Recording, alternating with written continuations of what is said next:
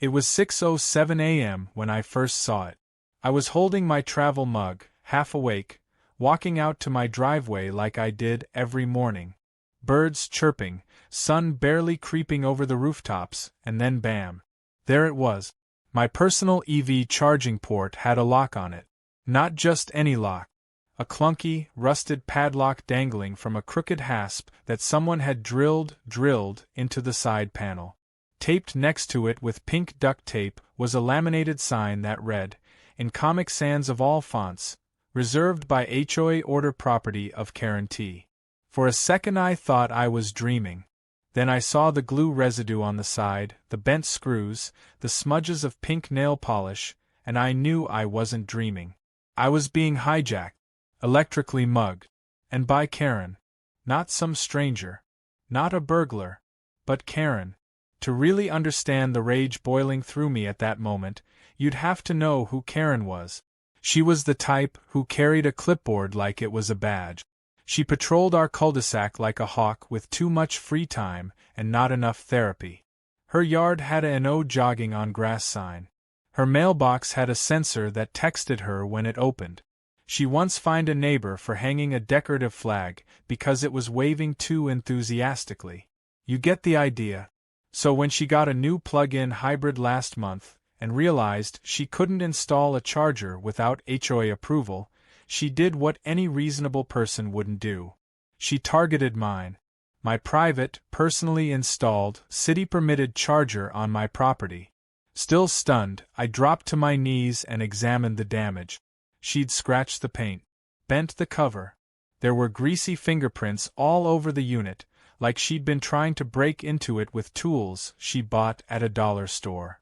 I glanced around, half expecting her to pop out from behind a hedge holding a muffin basket and a restraining order. When no one emerged, I marched back into my house, adrenaline now fully awake, and pulled up my security app. Karen was many things, but subtle wasn't one of them. The footage showed her just before 3 a.m., waddling across my lawn in a hoodie 3 sizes too big, dragging what looked like a diaper bag full of tools. Her toddler was tagging along wearing sunglasses and holding a flashlight like they were casing a bank. Karen crouched by my charging port, pulled out a power drill, and began hacking at the siding like it was drywall. It took her 15 minutes to install the monstrosity. She even paused midway to give her child a juice box. It was like watching an episode of a reality show produced by toddlers and paranoia. I sat there in my kitchen, watching the footage over and over, my jaw clenched. I knew if I called the HOA, I'd get nothing. The last time I reported Karen for putting a motion sensor sprinkler on the community sidewalk, they told me she was just trying to protect the hedges. She had them wrapped around her finger tighter than that padlock on my charger. Still, I tried. I emailed, I called, I even showed up at the HOA office with the footage on a flash drive and a printout of my charger permit. The secretary squinted at the screen and said, "So what exactly is the problem? The charger is still functional, right?" I blinked in disbelief. Did she really just say that? I asked if they were okay with residents installing locks on private property, and her response was, Karen submitted a temporary requisition for community shared use. It's in the bylaws under emergency power pooling. Emergency power pooling for what? A bake sale apocalypse? I asked if anyone approved it. She said the president hadn't denied it.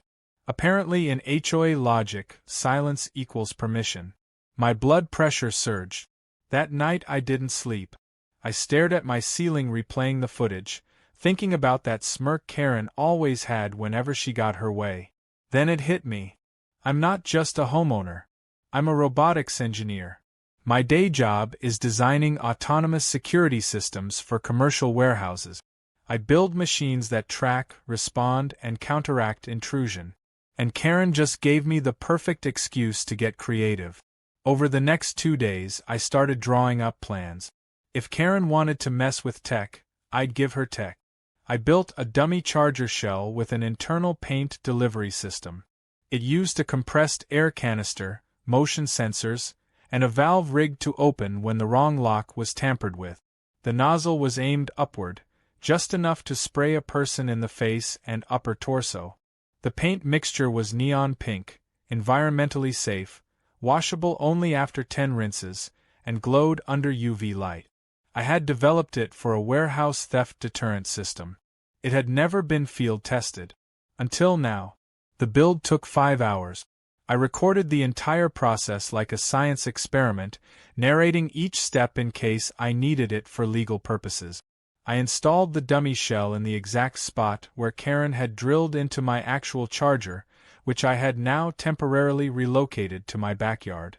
I kept the original lock in place so she wouldn't suspect anything. Then I waited. The next morning, I saw nothing. The following night, nothing again. But on the third night, at 2:54 a.m., the motion alert on my phone buzzed.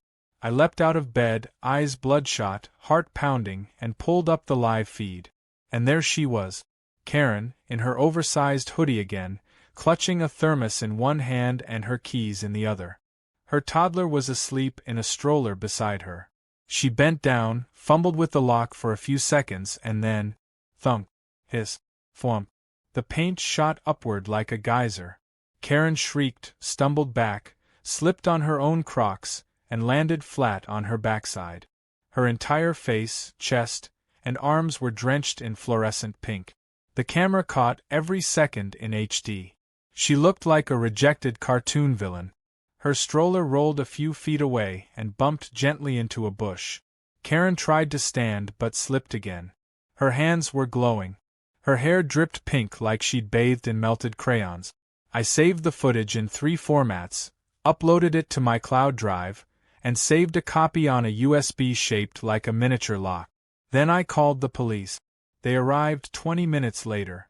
Karen was still in my driveway, shouting about sabotage, shaking her fists like a street performer on a caffeine binge. The officers didn't arrest her, but they did warn her about trespassing and damaging private property. When she tried to blame it all on the HOA, the officer said, "Ma'am, the HOA doesn't give you the right to drill into someone's home setup. Especially not at 2 in the morning." As the cruiser drove off, I stood at my window sipping coffee and watching Karen stomp away glowing pink under the streetlights. It was in that moment I realized something. This wasn't over. She wasn't just humiliated. She was mad. And people like Karen don't walk away. They double down. Which meant I had to be ready. Because whatever she was planning next, it wasn't going to be logical. It was going to be personal. And messy. The sun rose over the neighborhood like nothing had happened, but I knew better. I opened my door just in time to hear a distant shriek echo from Karen's direction. My camera system had already sent me the footage from last night, her screaming, slipping, drenched in fluorescent pink, crawling on my driveway like a startled possum, and I had to admit I replayed it more times than I'd like to admit. But as satisfying as it was, I also knew it would only provoke her more. Karen wasn't the type to reflect and back off. She was the type who took humiliation as a challenge. So while the neighborhood quietly giggled behind their windows and pretended not to notice her glowing hair, I spent the morning preparing for the fallout.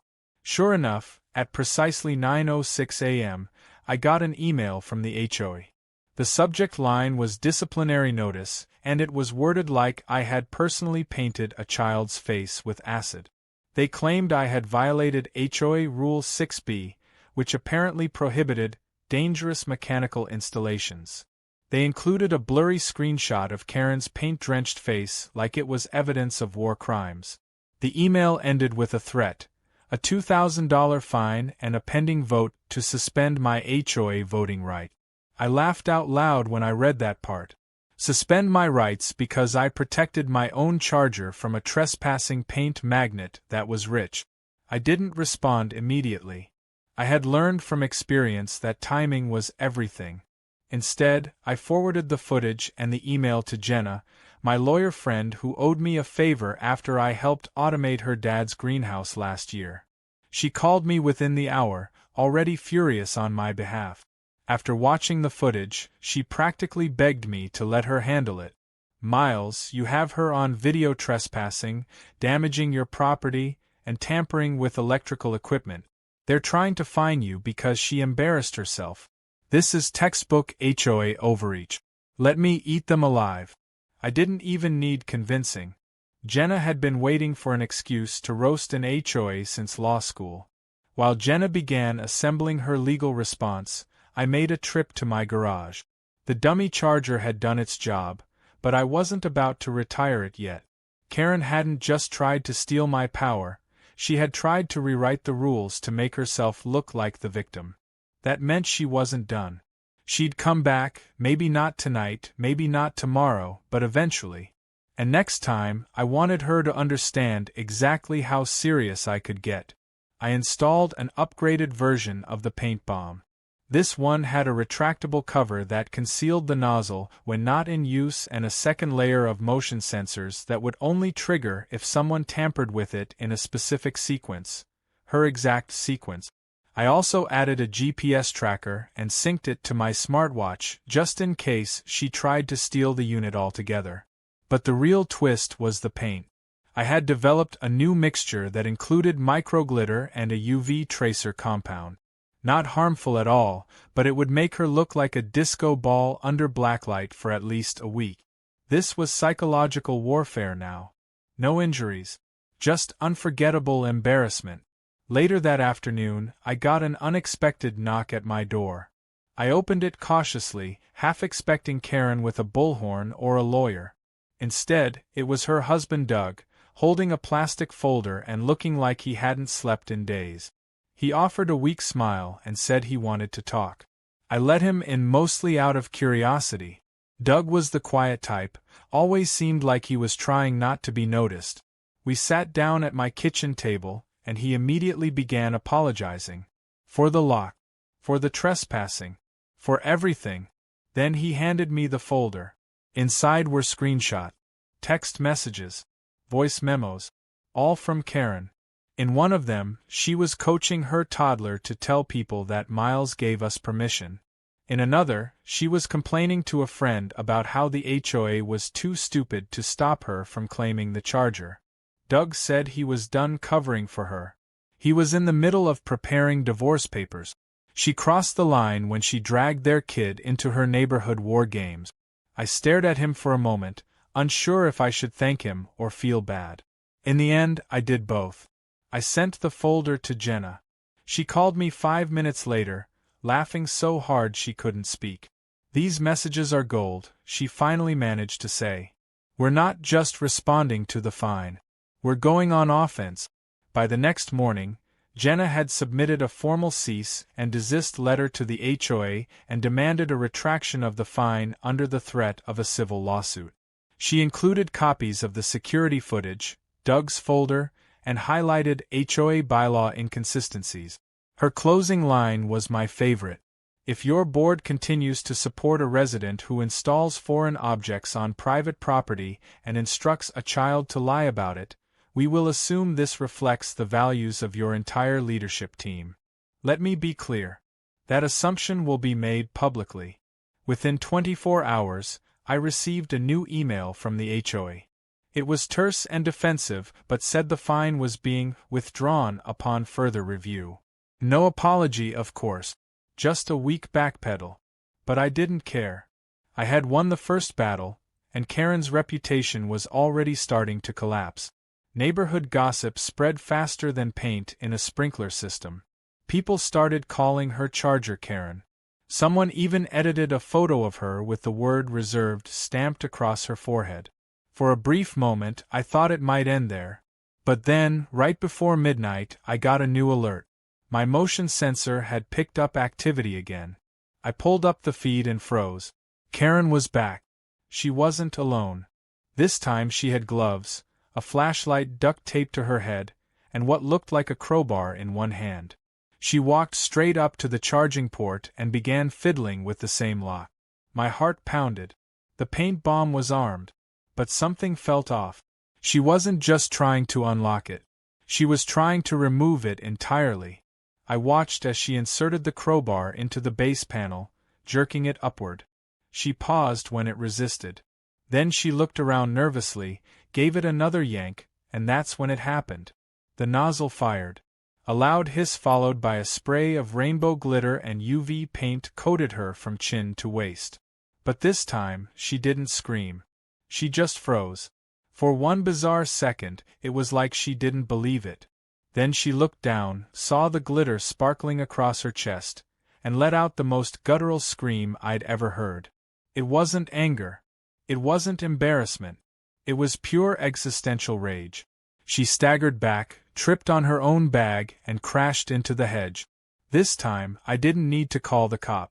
My neighbor Ed across the street had already seen her from his window and was halfway down the sidewalk in his bathrobe with his phone recording. Karen tried to run but slipped again.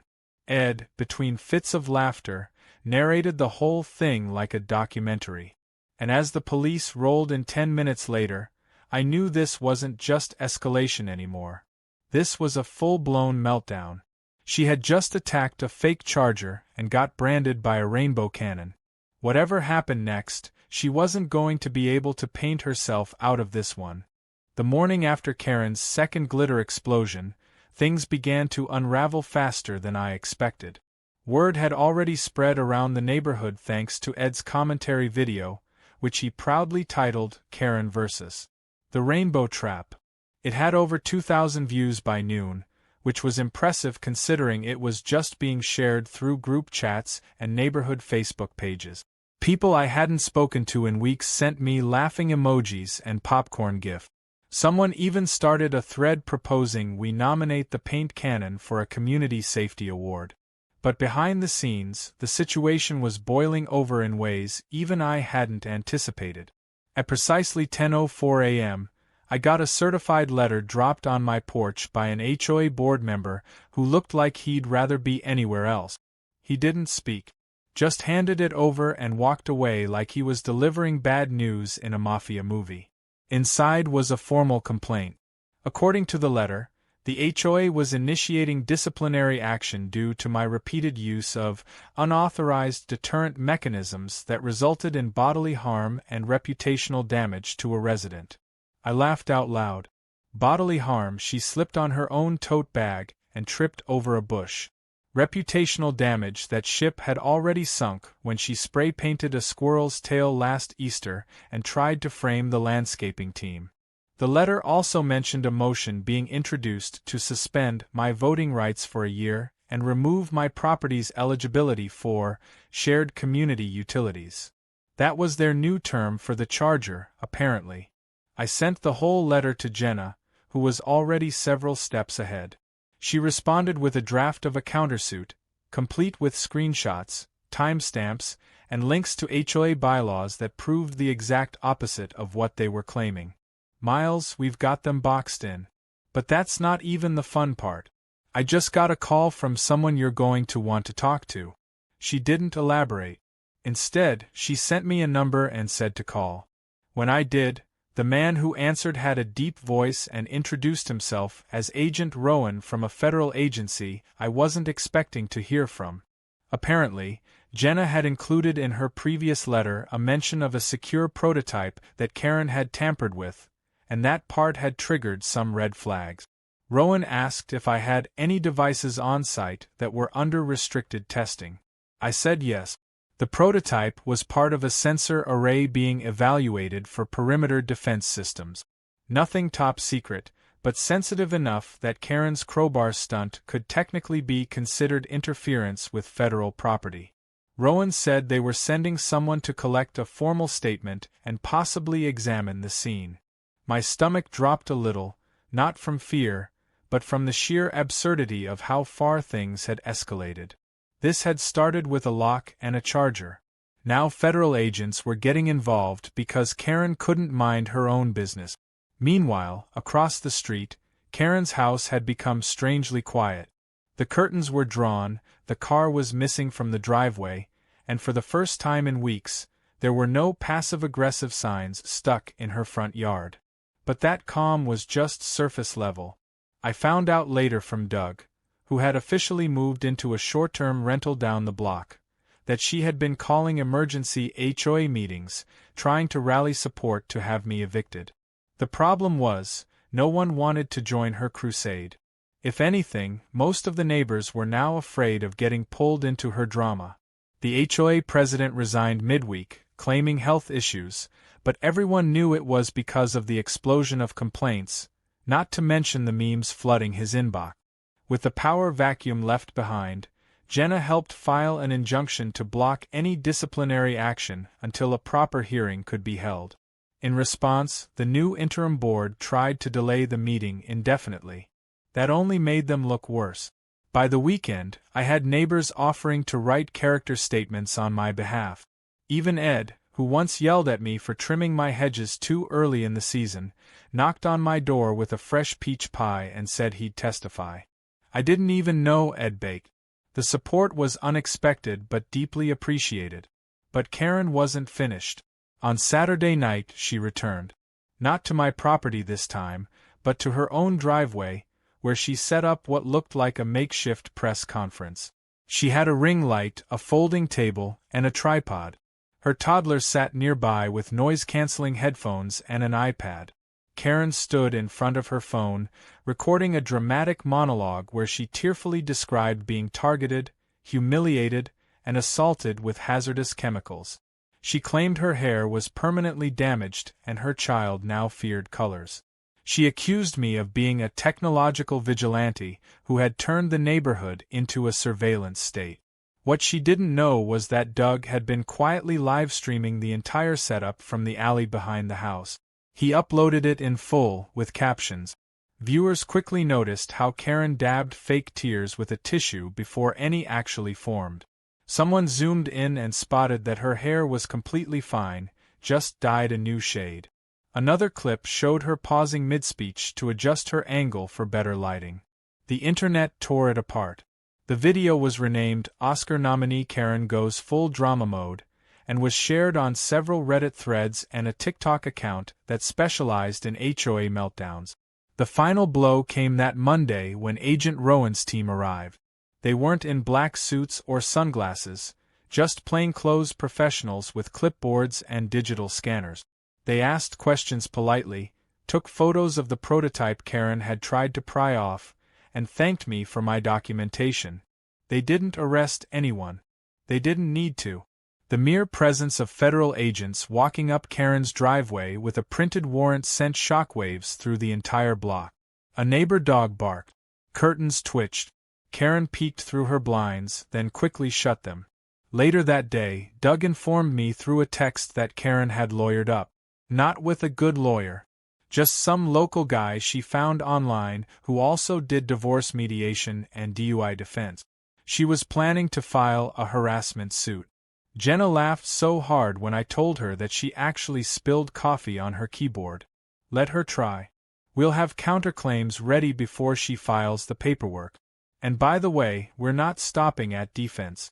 We're going after them for defamation, property damage, and violation of state trespass statute. She wants a fight. Let's give her one she won't forget. What struck me most was how fast things shifted. Just a week ago, I was trying to figure out how to deal with a lock on my charger. Now I was fielding calls from legal teams, consulting federal agents, and wondering what it would take to end this madness. But something had changed in me too. I wasn't scared. I wasn't overwhelmed. I was focused. Karen thought she could bulldoze her way through rules and neighbors, but this time she messed with someone who had the tools and the patience to fight back with precision. The days following the federal agent's visit were oddly quiet, almost too quiet.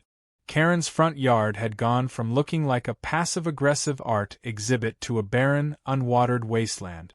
The signs were gone, the flower pots overturned, and her toddler's tricycle sat abandoned on the porch as if even the kid had given up on pretending things were normal. The neighborhood, however, was buzzing beneath the surface.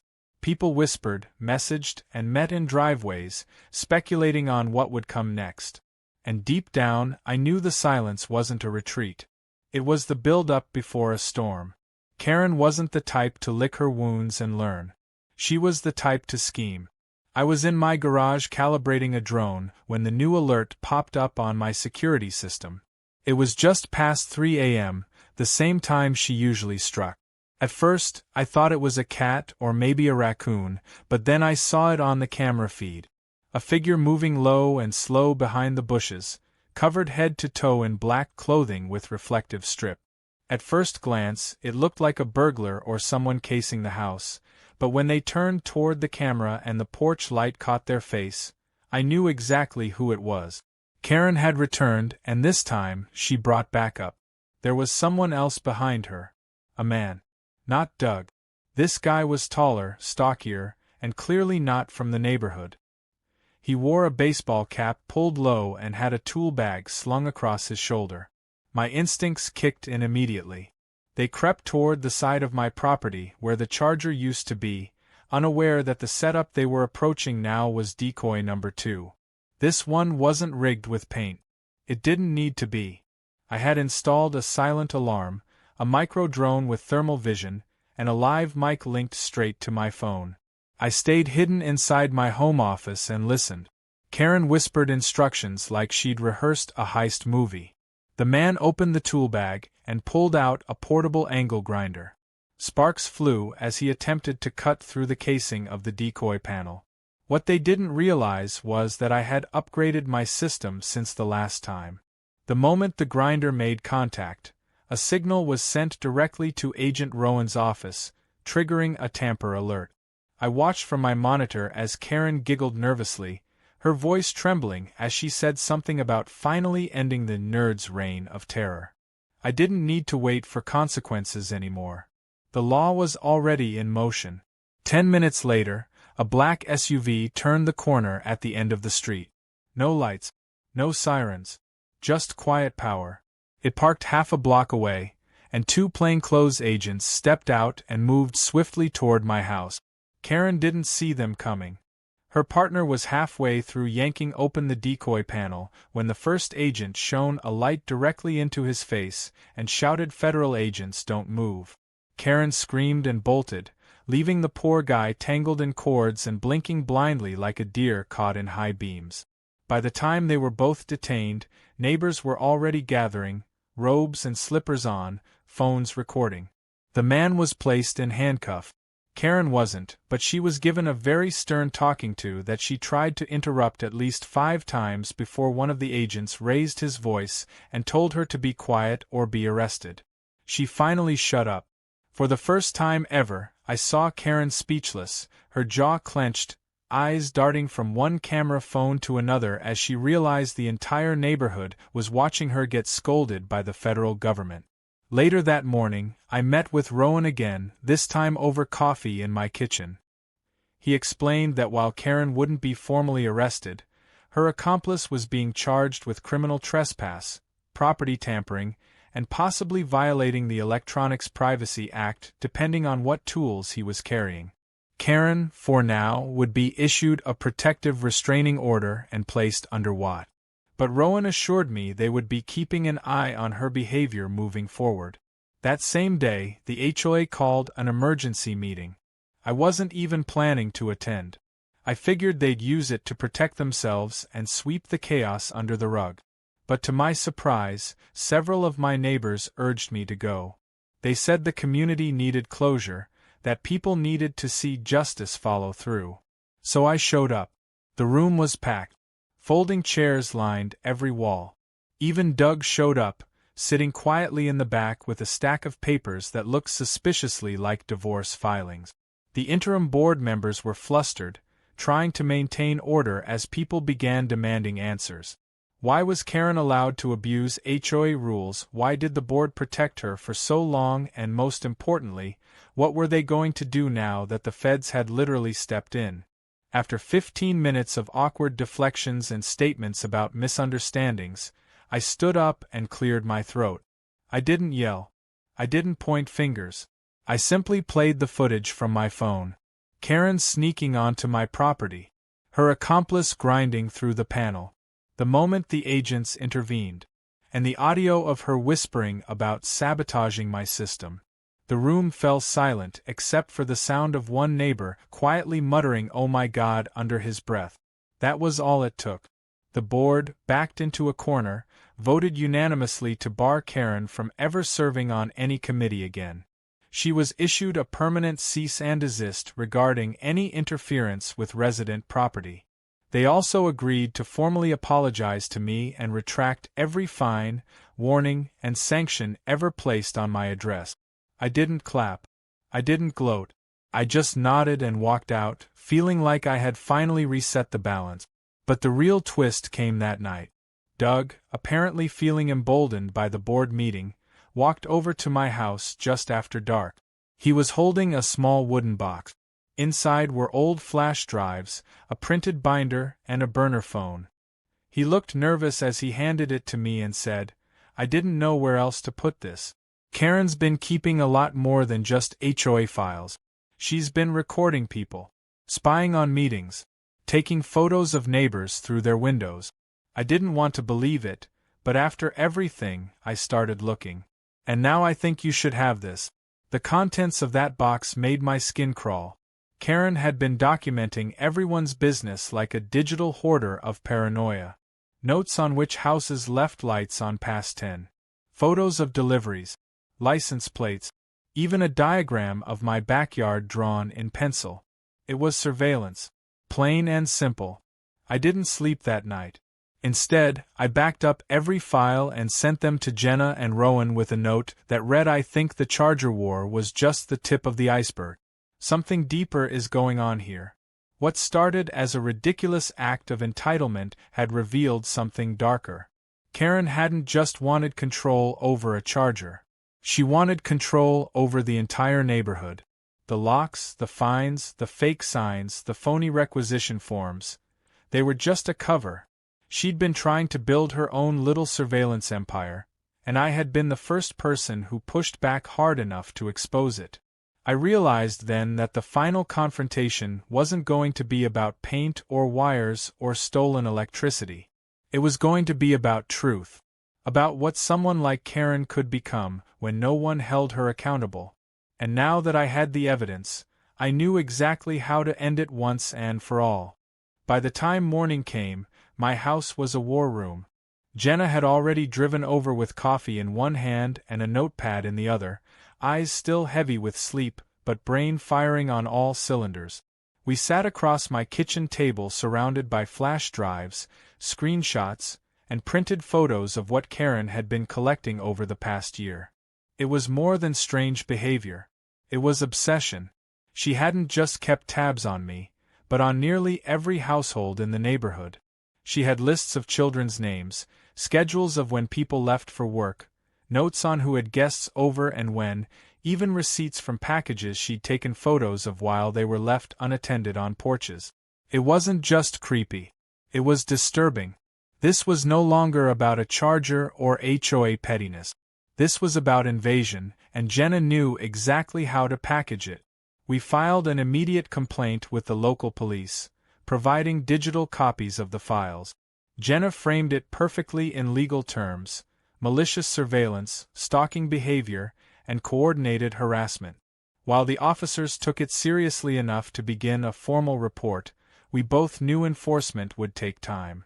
Public opinion, though, that was something we could shift overnight. So Jenna leaked it. Not all of it, not anything too sensitive, just enough to expose the extent of Karen's obsession. A few clips, some blurred screenshots, a voice note where she bragged about how they don't even realize how much I know about them. We passed it through a trusted community Facebook admin who posted it with a warning. The post exploded in under 2 hours. Comment after comment rolled in. People who had defended her started deleting their comment. Others came forward with stories of strange encounters, of missing packages, of seeing her parked at odd hours watching houses. The community that had once rolled its eyes at Karen's antics was now openly terrified of her. The same people who used to politely wave at her during HOA meetings now avoided her street entirely. That night, someone spray-painted the words "we know" across her sidewalk. I didn't condone it, but I understood it. The anger was real. So was the betrayal. Doug filed for full custody of their child the next morning. Jenna helped him get an emergency order after presenting some of the material we found. The court didn't even hesitate. Karen was barred from seeing her child without supervision, and Doug officially moved into his sister's house across town. I saw him briefly before he left. He didn't say much, just nodded and said thank you, then got into his car and drove off with more relief than joy in his face. The next HOA meeting wasn't scheduled for another 2 weeks, but after everything that had happened, the board was forced to call an emergency session. This time, it wasn't to discipline me or pretend nothing had happened. It was to formally remove Karen from the HOA rolls. She didn't show up. Instead, she sent a letter through a newly hired lawyer claiming she was being unfairly targeted, that the neighborhood had become a hostile environment, and that she feared for her safety. The irony was rich coming from someone who had secretly documented dozens of people for months without their knowledge. As the meeting began, I was asked to speak. I didn't plan a speech. I didn't need to. I just told the truth. I explained how it started with a lock, then a charger, then 2 paint bombs, and ended with a flash drive full of neighborhood surveillance. I didn't exaggerate. I didn't rant. I just laid out the facts. Then I played the audio of her whispering instructions to the man with the grinder, and the video of her sneaking onto my lawn while her toddler sat feet away. No one had anything to say after that. The vote to strip her of any remaining HOA privileges was unanimous. The board issued a lifetime ban on her participating in any community leadership role. They also publicly rescinded every sanction and fine that had ever been imposed on my property. In a final show of accountability, they approved a motion to introduce a new oversight process for HOA complaints to prevent future abuses. I walked out of that meeting not just vindicated, but victorious. But I wasn't done. I still had one more card to play, and it was time to use it. That weekend, I hosted what I called the Community Recharge Party. It was part celebration, part reset button for everyone who had lived through months of Karen's chaos. I opened up my backyard, installed a few extra chargers, and invited every EV owner in the area to bring their vehicle for free charging and barbecue. Ed brought his famous peach cobbler. Jenna gave a short speech about neighborhood rights. Doug even stopped by for a few minutes, not to mingle but to drop off one last thing, a set of mailbox keys he found in Karen's personal drawer. Apparently, she had made duplicates for over a dozen homes. I didn't tell anyone about the final surprise until the sun started to set. I dimmed the yard lights, gathered everyone around the side of the house, and flipped on a custom blacklight system I had installed just for the occasion. Suddenly, the paint I had used on Karen lit up bright under the UV glow, still faintly visible across parts of the driveway, hedge, and even a few of the tools she left behind in her last break-in. It wasn't a smear campaign. It was art. And as people laughed and pointed, I turned to reveal the new sign I'd mounted beside my private charging port. It read, "Reserved for residents who mind their own business." Underneath it, I had bolted the original lock Karen had installed, now painted neon pink and encased in clear resin like a museum piece. Everyone clapped. Someone shouted legend. I just smiled and toasted with lemonade. I didn't need revenge anymore. I had community. I had peace. And most importantly, I had reclaimed every inch of what was mine. Later that night, after everyone had left and the lights were off, I sat out back and looked up at the stars. No alerts. No sensors. No camera pings. Just silence. The kind of silence that only comes when the chaos is truly over. I knew Karen wouldn't disappear completely. People like her never vanish. They just retreat, stew, and eventually try to rebuild control somewhere else. But not here. Not anymore. Not in a neighborhood that had finally opened its eyes and stood up together. As I stood to head back inside, my watch buzzed once. A motion alert. I tensed for a split second before seeing the footage. Just a cat this time. Chubby, lazy, rolling across the lawn like it owned the place. I smiled. Let it have the charger. It had earned it more than Karen ever did.